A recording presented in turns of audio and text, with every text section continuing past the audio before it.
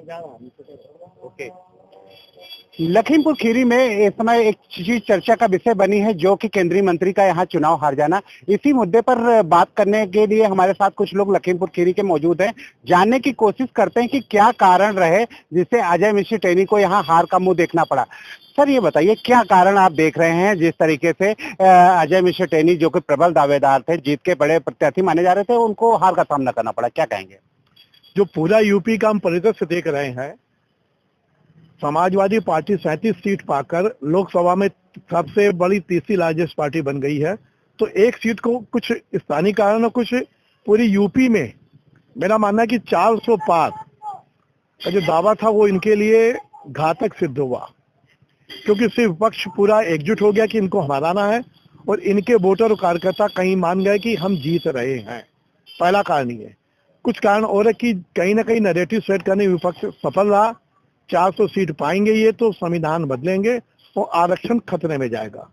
इस खतरे को भांपते हुए अगर आप ध्यान दें तो 2 चरण के चुनाव पश्चात प्राइम मिनिस्टर ने अपना गेयर बदल दिया था। वो आरक्षण के मुद्दे पर ज्यादा आ गए थे।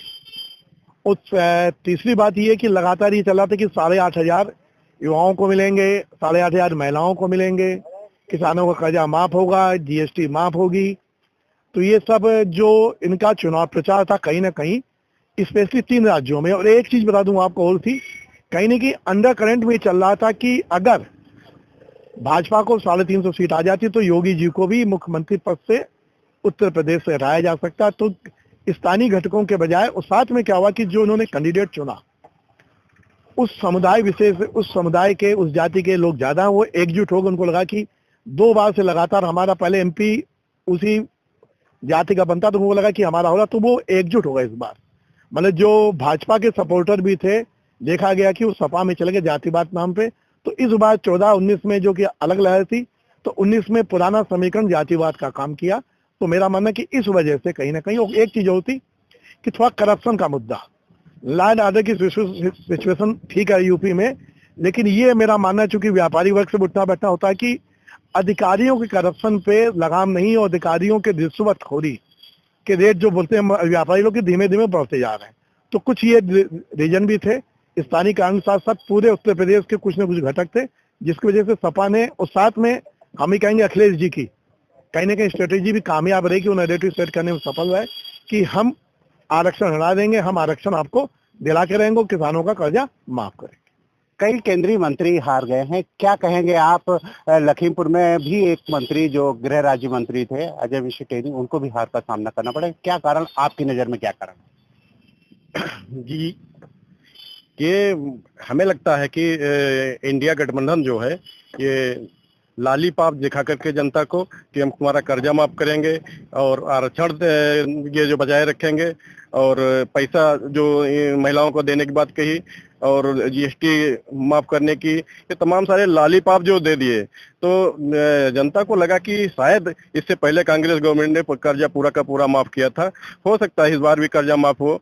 और नौकरियों की, जैसा कि यूथ भी उनसे जुड़ गया कि हमें नौकरियां मिलेंगी, क्योंकि इधर कई कांड हो गए कि लेखपाल भर्ती और सिपाही भर्ती का मामला चला गया, कोर्ट में चला गया। तो युवा वर्ग जो था वो भी हमें लग रहा कि इसी में चला गया कि इंडिया गठबंधन में। और मुद्दे जो उछाले, हमें लग रहा है वो जो है इंडिया गठबंधन उसमें अपना कामयाब हो गए हो।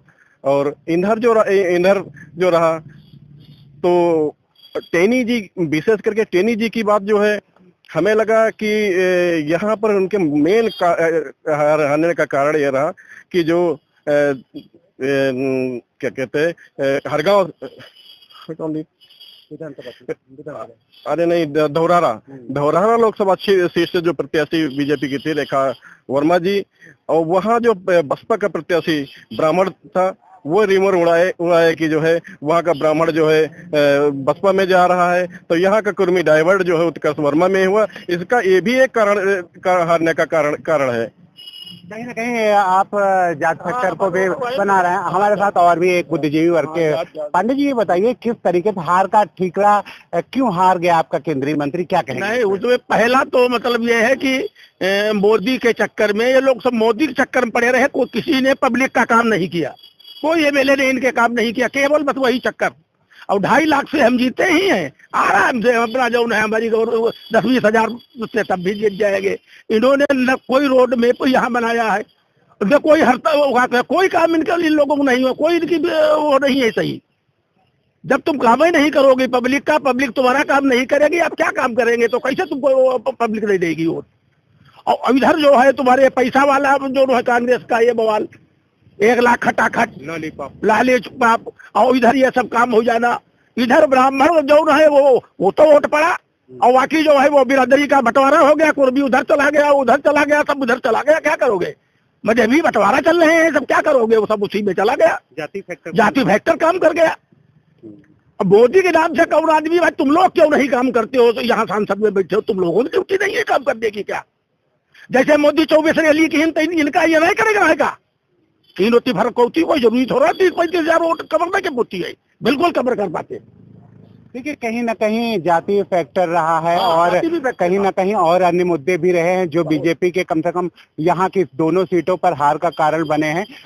कई लोगों में गुस्सा था, स्थानीय ईगो प्रॉब्लम भी कई जगह पे बात आई कि जिस तरीके से दूसरा प्रत्याशी था समाजवादी पार्टी का, वो काफी इजी वे में लोगों को उपलब्ध हो रहा था, और इसीलिए लोगों ने ट्रस्ट करके उसको यहाँ पर अपना सांसद चुना है। लखीमपुर खीरी से दिलीप मिश्रा, जी मीडिया।